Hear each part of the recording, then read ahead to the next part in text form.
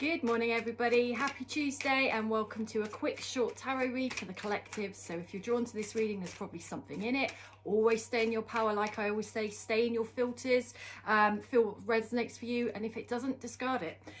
So I'm using these animal message cards today, very shamanic, that's what I'm drawn to, and I hope that you've all had happy experiences from the full moon yesterday. It was the beaver moon and it will still be prominent today and for a few days, so it's a good time of releasing, a good time of purging. It's something about very significant about blockages. So I've been working with a lot of people that seem to all have their throat chakras blocked at the moment. So this is not expressing truth, fear of what other people think, fear of past repeating, so self-expression, bridging the logic, the mind with the creativity and compassion of the heart, and using those two things together to speak your words.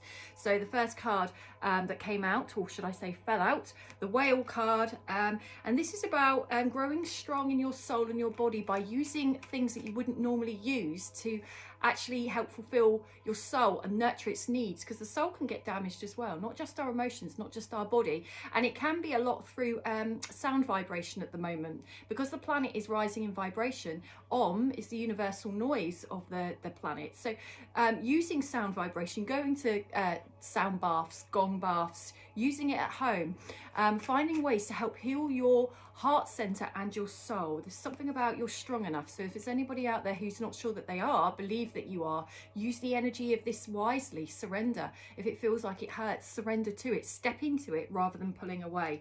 Elephant. So elephant is a lot to do with family and kinship. Remember, family doesn't have to be blood.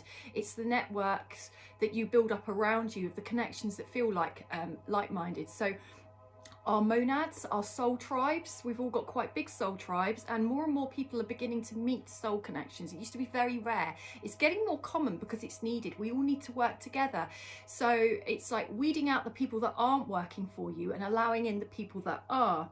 And this card is about gaining the love and wisdom that is passed from one generation to the next. If you flip that, if this card was upside down, it would be about what do I need to unlearn from one generation to the next? What has been coming down, the generational ancestral timelines that is not working in this day and age? Because we've still got a lot of old thinking in a planet now. It doesn't fit. That's so outdated. Some of the way, you know, even in politics, it's very old school for the society we're living in now, but we can do it on our own. We can look at our values, what we've been taught, what we've taken on. How can we assist ourselves? How can we assist those around us? So my heart chakra is starting to burn as I say that, so it might be linked to me somehow, but also if there's somebody out there that needs a release on something to do with their own moral code, forgiving themselves for maybe listening to others and taking on other people's belief systems at the cost of their own. There may have been some impact there.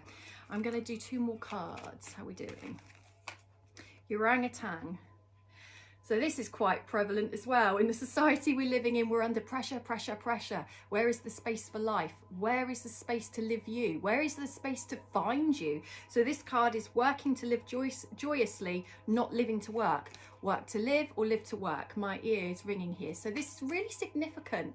We're living in a society that is making us work more and more hours, more and more days just to survive. Remember, we do have a right to live and survive in abundance without having to work this program that is being forced on us. But we can't just change that overnight, but we can each step by step start making small little decisions in our own life, going, actually, I want to be in my power. I have a right to live how I'd like to live.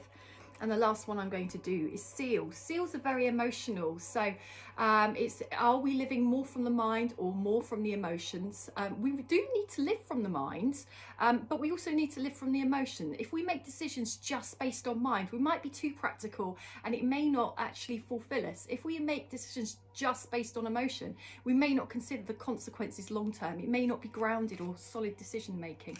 So hard work as well. Hard work and inspiration are the foundation of true creativity. How can you bring your creativity into everything that you do? So if you're in a job that you're fulfilled in, or maybe not fulfilled in, how can you bring your self-expression, which is your true creativity, your personality, into what you do? Because there'll be a lot more fulfillment in that.